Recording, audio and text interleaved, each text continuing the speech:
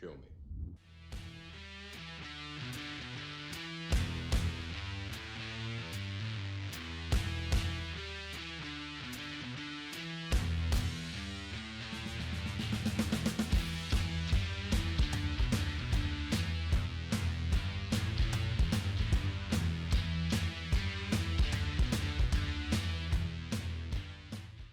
I'm the Martial Arts Film Freak, and I watched 100 Yards.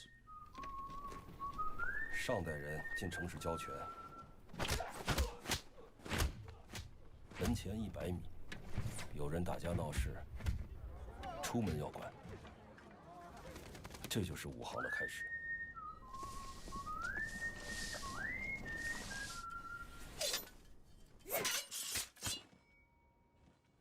100 Yards is a 2024 Chinese film directed by Hao Feng and Junfang Xu and starring the wonderful Jackie Hyung, Bei Hayden Kuo, and Andy On. And anybody who knows me, anybody who has watched this channel for long enough knows that I absolutely adore Andy On. 100 Yards follows two feuding students at a martial arts academy. One, the son of the teacher, the other, the highest ranked, most excelled student, both vying to inherit the school once the master passes away. I have been complaining for several years that many of the kung fu films we get out of China and some out of Hong Kong, whenever we do get them out of Hong Kong, have not been very good. Even some of the output I find on Haya isn't always the highest quality. There is some stuff that shines through every now and again, usually made by the same group of people. Usually Philip Ung is involved with something like Undercover Punch and Gun or this year's Twilight of the Warriors. This one, I'm so happy to say we have a good kung fu movie. A good kung fu movie from China. It is sad to say that is exceptionally rare in 2024. But before we dive into that action, that sweet, glorious kung fu, let's talk about some other aspects of 100 Yards. There isn't much to the main plot here. As I said, it is about two warring students vying for control of the school once the father, the master, passes away. One, the highest ranked student, the other one, the son. And between them, there's not a whole lot to go on there. It's not like they have this like fun relationship, this friendly rivalry that turns sour once this new aspect of the relationships is added in there. No, it's really, they don't like each other from the jump. So there's not really a lot to work on there. There's not much in that story of inheritance. A lot of the best aspects of the story lie within the backstory of the son. We learn about his relationships and his professional life, and how his life has been pushed by the people around him in this certain direction, and that he refuses to let it go that way, that he is choosing his own fate and his own destiny. And those really are the best aspects of the story, whenever we get to learn some more about what's going on in his life.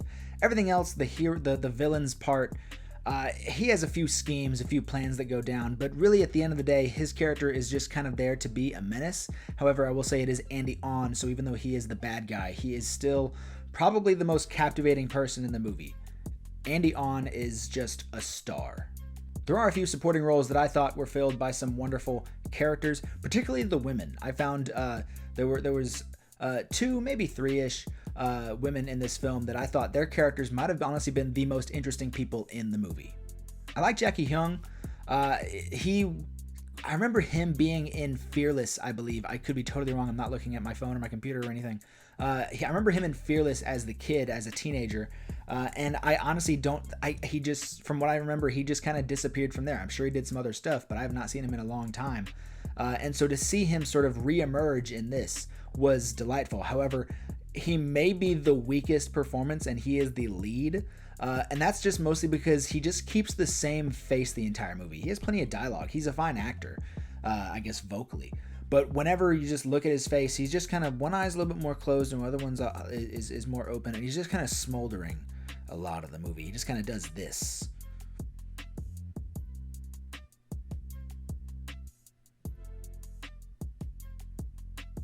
That's literally his face this entire movie. I was like, dude, you can emote other ways. You can decide to change your face in some sort of way. Not every shot of you in this film is the exact same face. I will also say the film looks beautiful. I think the cinematography in this is wonderful. I love the set design. This feels, and it's all based around the same locations, I'm sure, the same ideas. It's early 20th century Hong Kong. I believe the set was the 1920s, and it's this kind of old school, almost like Shaw Brothers feeling design of the streets. Of course, again, Hong Kong. But also like the alleyways. There's a few action scenes in alleyways that just felt very reminiscent of old Shaw Brothers films that I just found delightful. And also just the whole scenery, all of it looked wonderful. The cinematography, again, very beautiful looking film. But let's get into that glorious kung fu, because as I said at the beginning of this, it's been a while, it's been a long time since I could say this, but we got a really, really, really good kung fu film out of China, and I'm so excited to tell you about it. The film tells you from the beginning, again, what the story is, but that this is about to be a film of nearly wall-to-wall kung fu. People talked about Kill earlier this year, saying Kill was non-stop action, when I actually found that Kill stopped every 5 minutes to tell you something that wasn't important. I thought this was almost as close as you can get to non-stop action wall-to-wall fight scenes. And the film opens with a very fun one between Jackie Hyung and Andy On. You've probably seen the clip online. I'm pretty sure it's in the trailer. I only watched the trailer like one time, so I'm not fully remembering that, but I did watch the clip. And that is glorious. There's a little bit of cuttingness there, and there's a little bit of cuts in the first quarter of the film, but I think it narrows down and calms down right in the moments that it needs to. There's a beautiful variety of martial arts going on display in this film.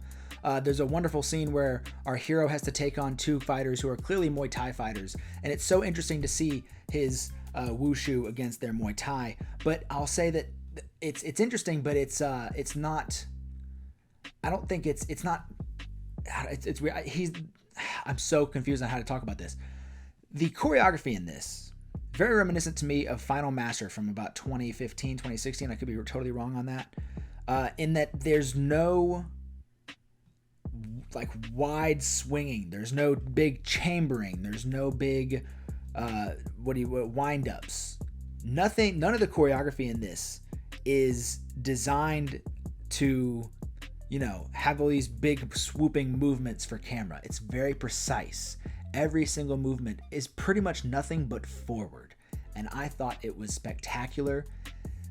Somehow innovative, even though I'm pretty sure I've seen some other stuff that has done it in a similar way. But just astounding. There are times in some of the fight scenes where somebody does something with as little movement as possible, but the camera captures it in just the perfect way, and it lands every single time. There are some moments in which I'll say that I don't feel that it was the most impactful. Like I wanted something more, even if don't even have the person sell it so much like the way they do in this movie, but maybe I don't know, add like a little bit of powder, have something coming off of them to give that little more effective impact. There are a few hits that, even though I thought the choreography was spectacular, the actual impact did not feel heavy, did not feel impactful. There is one character who combined Wing Chun and Muay Thai, and to watch this person move was incredible.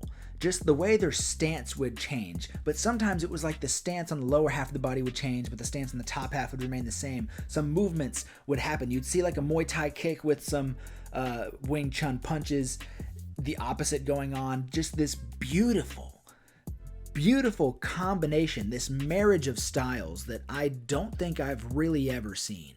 And of course, the weapons. It's weird that I would say two of the best kung fu movies, I don't know what that noise was, two of the best kung fu movies I've seen recently. It's weird to say kung fu. I'm not trying to think of Twilight of the Warriors, because Twilight of the Warriors is very wuxia-esque. I'm thinking of more grounded martial arts, hand-to-hand kung fu. Two of the best I've seen was this and Final Masters, and Final Masters was about 2016. They're both very heavy on the weapons, and I wonder if that has anything to do with what they can get away with choreography-wise, if they're not going to make it too brutal and too gory. But this is one of the best weapons martial arts films I've seen in quite some time. The weapons work in 100 Yards. It's pretty perfect. And again, like, they don't have to telegraph everything. Telegraph is the word I was looking for way earlier. They don't have to like telegraph a lot of stuff and have these big massive wind-ups. It just looks like two incredible martial artists putting their skills to work and trying to kill each other. Wonderful, beautiful precision that the martial arts itself, the wushu, the kung fu, the sword styles, the staffs, everything is already such a beautiful martial art, such a beautiful style, that they don't need to wind things up. They don't need to make things look big and epic, because what they're already doing already looks incredible. One of my favorite moments of this film, I'm not going to spoil anything, was this storytelling through the choreography, was the storytelling through the kung fu. And they sort of, they make it a bit more obvious in the film. It's not like you really have to like pay attention hardcore to it. But there's a moment in which two characters sort of trade weapons. And so like they have a fight earlier where one person's using one, the other person's using the other. They have a fight later on where they end up trading. I thought that was beautiful. But leading up to that moment, when one of the characters gets a certain weapon, they're not trained in it. They don't know anything about it. They don't know how to use it. And they're sort of just being tested. They're not, they're not under any major danger, but they're just kind of being humiliated in showing like, this is your family style and you don't even know how to do it. You don't even know what this is. And I thought that was spectacular. And in that fight scene, the character, he's just figuring it out, but he's not doing it very well. He's successful, but you can see him mapping it out in his mind with all of his motions. It's a wonderful, wonderful moment from Jackie Hyung and I'm sorry if I'm mispronouncing his last name, is you can really see him discovering it through his movement. You can tell that even if he's successful, even if he's winning a fight, winning a round, winning a bout, you can really tell that he's just kind of brute forcing it. He's been given this weapon he doesn't know how to use. He doesn't know how to apply it. He doesn't know the form or the application. He's just going to brute force and figure it out as he goes along. And I thought it looked wonderful.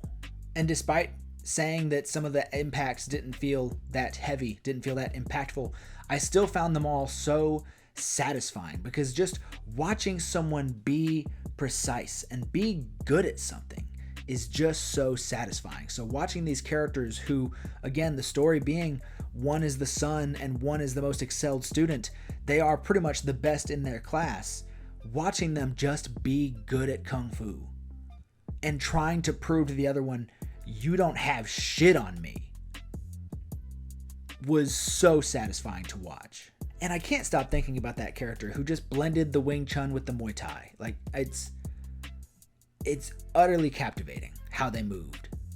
Let's wrap this up and give 100 yards.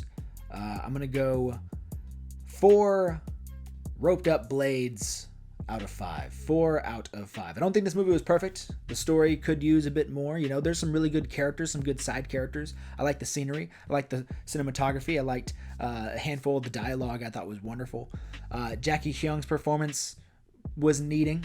It needed a bit more, because again, all he really did with his face the entire movie is just smolder, and that kind of got old. But even though it's simple, I do like the story. I do love the characters, and the martial arts, the kung fu, was absolutely glorious. I think so. And I know China and Hong Kong being two different things, but you sort of think of them hand in hand when you think of your kung fu films.